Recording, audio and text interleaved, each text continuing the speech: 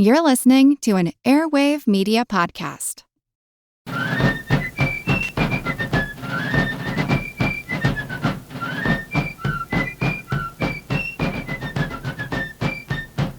Hello, and thank you for joining the American Revolution.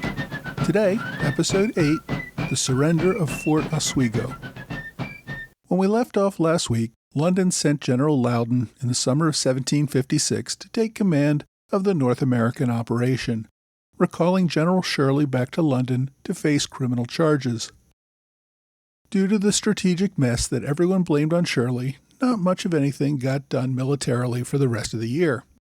Meanwhile, France finally declared war on Britain in the spring of 1756, after Britain had been attacking French forts in America for most of 1755.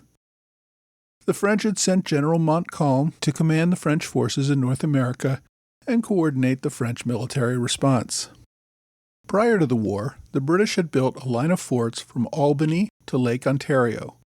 Fort Oswego was the final fort in that chain, sitting on the eastern bank of Lake Ontario, where the Oswego River connects to the lake. In the last episode, I mentioned the fact that Fort Oswego was not really in much condition to be defensible in 1755. Originally built as a trading post, it just wasn't designed to support a large force of soldiers. The British would need to make changes if they wanted to use it as a launching point against the French at Fort Niagara. One of the big problems with the fort was that it sat within a range of several hills. An enemy needed only to carry a few cannons to the top of any one of those hills and start lobbing cannonballs into the fort. Given the limitations of 18th century cannon, holding the high ground in a battle often meant you could hit the enemy, but the enemy could not hit you.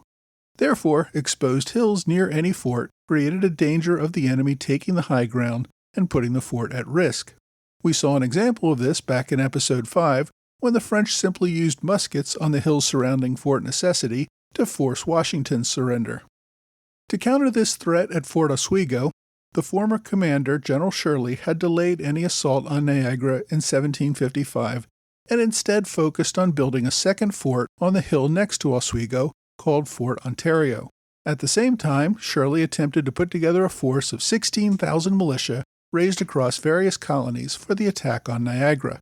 As usual, though, the colonies balked at spending money or sending men outside their own colonies. Even so, Shirley worked through the local politics and built up support for the 1756 fighting season. He also planned to use regulars who had fled the Braddock campaign back in 1755 and had been lounging around Philadelphia for a year. As Shirley planned his campaign during the winter and early spring, he received word that London was replacing him. As I discussed last week, Shirley had lots of enemies on both sides of the Atlantic. His lackluster performance in 1755 convinced officials in London that they should send replacement leaders. London had sent General James Abercrombie and General Daniel Webb to head up the New York campaign, and they also decided on General Loudon as the new commander of North American military operations. Although Shirley received word of the leadership changes in March, General Loudon did not arrive in Virginia until July. Even then, he would need more time to be ready to mount any sort of offensive. So for most of the spring and summer of 1756, new commanders attempted to plan new strategy or adapt old ones, familiarize themselves with the geography and military resources, and learn how to work with the local colonial political powers to get the support they needed. Loudon wanted to focus on taking Fort Carillon at Ticonderoga. In August, Loudon commanded Webb to take several regiments of regulars to Fort Oswego. The regiments had been prepared to move out for over a month, but confusion and delays resulting from the changes in leadership delayed those orders. Before the regulars could reach the fort, it would be too late. While the British were taking their time getting their act together, the French decided to strike first. General Montcalm had arrived in Canada in May 1756, and he was itching to get to work and almost immediately began preparing an expedition against Fort Oswego. Like his British counterparts, Montcalm was a regular officer who disliked using militia or Indians in battle. Indians tended to be unreliable and were almost useless in highly disciplined maneuvers needed to besiege a fort. Canadian Governor Vaudreuil disagreed with Montcalm and strongly encouraged the use of Indian raids to strike fear into British settlers. Montcalm also had a limited number of regulars at his disposal, and so he agreed to use some militia and Indians in his offensive. He set off in late July 1756 with about 1,300 regulars, 1,500 militia, and about 250 Indians from various allied tribes. Montcalm planned to use the Indians as guides and to scare the enemy out of the woods and back into the fort, but would use his regulars for the actual siege. The British had little warning of all this. They were on poor terms with the local Oneida tribe, who failed to provide any warning of the French advance. The British also did not seem to do much of any scouting on their own any distance from the fort. As a result, the first notice that there might be a problem was when soldiers at Fort Ontario saw one of their comrades lying nearby dead and scalped on August 10th. Since General Webb had not yet arrived at Oswego, British Lieutenant Colonel James Mercer remained in command. Mercer sent out a ship to scout along the coast the next day, August 11th, and the scouts sighted Montcalm's 3,000 troops encamped only about a mile and a half from the fort. Within hours, Indian snipers were firing into Fort Ontario from nearby trees. A year earlier, General Shirley had agreed with his military experts that Fort Oswego was virtually indefensible. If the enemy placed cannon on either of two hills overlooking the fort, they could fire directly into the fort. The longer-term plan seemed to be to build a new Fort Oswego on top of one of those hills, but for now that work was incomplete. General Shirley had simply built a small outpost fort on the top of the other hill in order to prevent the enemy from occupying that high ground. That outpost was Fort Ontario, which was now under attack. Ontario had only a few cannons and a force of about 370 militia, mostly raw recruits with little military experience. The main body of soldiers at Fort Oswego could not come to the defense of Fort Ontario without leaving their own walls and confronting the attackers in the forest. So instead of serving as protection for Fort Oswego, Fort Ontario simply became an indefensible, smaller outpost that the French would have to capture before beginning their assault on Fort Oswego. The French were able to bring up their artillery to an entrenchment where they could fire point-blank into Fort Ontario. Since the assault would simply result in the deaths of everyone in the fort with no chance to really fight back, Mercer decided to abandon Fort Ontario on August 13 and bring those troops back into Fort Oswego. That, of course, meant that the French now occupied Fort Ontario and the heights around it. All that work building Fort Ontario now meant that the French simply had better walls from which to launch their artillery barrage against Fort Oswego. Montcalm had his soldiers move their cannon into Fort Ontario and begin firing into Fort Oswego. Oswego's cannon were all on the wrong side of the fort since they had planned to use Fort Ontario to protect that side. Now they had to fire from the far side of Fort Oswego against their own former defenses without any protective cover for themselves. The 1,700 men in Fort Oswego were facing almost certain slaughter from the 3,000-man attacking force that was bombarding them. Nevertheless, Colonel Mercer was not going to give up the fort that easily. An artillery duel continued for several hours until a cannonball completely beheaded Colonel Mercer. At that point, second-in-command Lieutenant Colonel John Littlehales decided to ask for terms of surrender. Now, in 1756, there were no real rules of war regarding surrender and prisoners. The First Geneva Convention regarding the protection of prisoners of war would not exist for more than a century. That said, European officers were not savages. They knew that terms given to surrendering army would affect future decisions to surrender. They would also impact how they would be treated if they someday found themselves on the losing side of a battle. So under the traditions of the day, if the defenders of a fort had fought a gallant defense, the winner would often accord them with the honors of battle. The losing army would be permitted to depart with their arms and supplies, their colors, and a single honorary artillery piece. In this case, however, Montcalm decided that the British defense was not sufficiently gallant. The fort's defenses were pathetic, and the defense of the main fort really only lasted a few hours. In fact, if the fort had been able to hold out for a few weeks, they might have been relieved by General Webb's reinforcements. Montcalm demanded that the garrison of about 1,700 surrender as prisoners. He promised only that they would not be killed, and would be conducted safely back to Montreal, where they could later be exchanged for French prisoners. Seeing the fight as hopeless, Littlehales agreed and surrendered the fort. Apparently, though, the promise of safe conduct was even more than Montcalm could deliver. The Indians did not fight for the French for pay.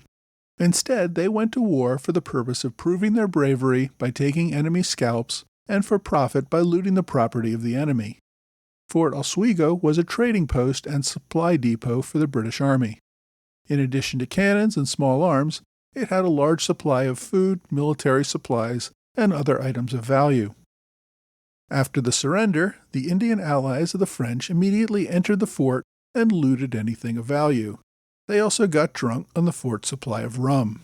Then they started killing and scalping all of the wounded in the fort's hospital. After that, the Indians turned on the disarmed prisoners themselves. They killed several dozen prisoners, which included many civilians, and took many more prisoner, with the intention of taking them home as slaves. Montcalm was mortified by the actions of his allies. He had given his word of honor to provide safe conduct and could not do so. He eventually put a stop to the slaughter and agreed to pay a ransom to the Indians to return their prisoners. As a result, his victory ended up costing the French a lot more money than they had planned, and only encouraged the Indians to kidnap more prisoners in the future. The incident also reaffirmed Montcalm's view that Indian allies could often be worse than useless. What incentive did any British force have to surrender if they knew doing so would likely lead to their slaughter or slavery? Upon hearing of the fall of Fort Oswego, General Webb, who had been on his way to relieve the fort, immediately went on the defensive. He ordered the next fort in line, Fort Bull, to be burned to the ground in order to deny it to the enemy. He then took the time to fell trees on the road as his forces retreated, making those roads impassable to the feared advance of Montcalm. General Loudon later criticized his subordinate for not even trying to determine if the enemy was advancing.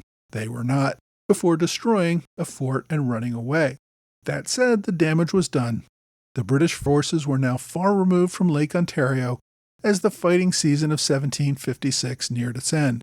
So, the results for 1756 were even worse than the year before. Not only had the British not gained any ground through offensive, they had lost ground in New York through the loss of several forts. Further, many Iroquois allies and local tribes began to support the French, seeing them as the more effective regional power. But British losses were not restricted to New York. With the French offensive, Indian allies of the French continued their raids well into Virginia, Maryland, and Pennsylvania, pushing back the borders of British influence. Maryland refused to deploy any soldiers to the west. It retreated back to Fort Frederick, the modern-day site of Frederick, Maryland, and refused to participate in any military actions beyond that point. Virginia, still holding on to dreams of settling the Ohio Valley, made more of an effort. The House of Burgesses appropriated 55,000 pounds sterling and called on Colonel Washington to raise a regiment of 1,500 men. Still refusing to pay the soldiers a decent wage, the colony had to institute a draft. Conscripts, of course, were not terribly motivated and frequently deserted if given a chance. To make matters worse, the majority of funds appropriated went to militia in the eastern part of the colony. Leaders were more concerned about a potential slave uprising affecting their plantations than about Indian raids affecting poor settlers to the west. Washington's Western Regiment therefore never received adequate food, clothing, or arms. Washington's regiment did engage Indian raids when possible, but the area was far too large to defend effectively. So most Virginians living in the western area who could moved out and headed east. In 1757, Washington tried to convince Loudon to convert his regiment into regulars and give him a commission in the British Army. Had he done so, it might have changed the course of world events. But Loudon did not have enough confidence in the Virginia militia leader. Instead, he gave Colonel John Stanwix, who was stationed in Pennsylvania, authority over Washington. Stanwix immediately demanded that Washington turn over much of his powder and ammunition for use in Pennsylvania. Between that and his own quartermaster's embezzlement and the continuing desertions, Washington only faced frustration with the British refusal to re-engage in the Ohio Valley. His disappointment at not being permitted to become a British regular would also sit as a deep wound that festered for many years. Now, like its southern neighbors, Pennsylvania was also reluctant to spend much of anything on military defense, even as the events of 1756 increased their exposure to attack. The Quaker government in Pennsylvania represented pacifists who held strong religious objections to war. Most of the colony's money and power was in and around Philadelphia, which did not seem immediately endangered by the attacks. An ongoing fight between the Penn family, proprietors of the colony, and the legislature, mostly run by Quaker leaders and Benjamin Franklin, kept everything in gridlock. The legislature did not want to levy property taxes unless they could also tax the lands controlled by the proprietors. The proprietors held the view that they were the owners of the colony and could not be taxed by those they had allowed to live there. This political wrangling thus led to inaction. In western Pennsylvania, the Indians took advantage of this. Many of the raids were smaller ones against relatively defenseless frontier settlements. In July 1756, the Delaware attacked and destroyed Fort Granville, forcing all colonial forces to retreat back to Carlisle, near modern-day Harrisburg. Indian raids continued to probe eastward, with some raids reaching within 70 miles of Philadelphia. The leader of one raid that destroyed Fort Granville was a Delaware chief named Captain Jacobs, who had only a few months earlier come to Philadelphia to plead for aid against the French. Receiving none, Jacobs allied himself with the French and became one of the fiercest raiders in Pennsylvania. If the attacks of the western Delaware were not bad enough, the eastern Delaware Indians, who lived just north of Philadelphia, were considering joining their western brothers. The Delaware was still upset about the land grab of the Walking Purchase and other encroachments on their territory. With the British on the defensive, the moment seemed opportune to recover some of this lost territory. Western settlers literally began carrying the dead bodies of friends and family killed in Indian raids through the streets of Philadelphia, demanding action. With the situation becoming desperate, the Pennsylvania legislature finally acted. Benjamin Franklin worked out a compromise to fund the military campaign. The proprietors would make a donation of 5,000 pounds sterling in lieu of taxes. The legislature would pony up another 55,000 pounds sterling for the king's use, to avoid taking responsibility for designating it as military spending. The money would be available to the king, who would presumably use it to defend the colony militarily. But that final decision was the king's, not the Quakers', for spending on military matters. The Quaker community generally found this distinction still morally unacceptable. They excommunicated several members who had supported the compromise plan, and in the end, most Quakers generally dropped out of politics altogether. They did not want to participate in any decision to go to war, but also did not seem to want to bear the consequences of refusing to pay for that war either. The result was that men like Franklin and his non-Quaker friends took control of the legislature and coordinated the military response to the continuing raids. A Pennsylvania raid to avenge Fort Granville attacked a small village where Captain Jacobs and his fellow warriors, along with their wives and children, were all killed. The massacre actually worsened things by motivating more Delaware to go to war against Pennsylvania. Fueled by an increase of arms and ammunition from the capture of Fort Oswego, the increased Indian attacks in Pennsylvania went throughout the fall of 1756. To prevent Indian violence from spreading even further, Pennsylvania leaders tried to open up a diplomatic dialogue with the eastern Delaware. Chief Teddy was motivated to reach an agreement.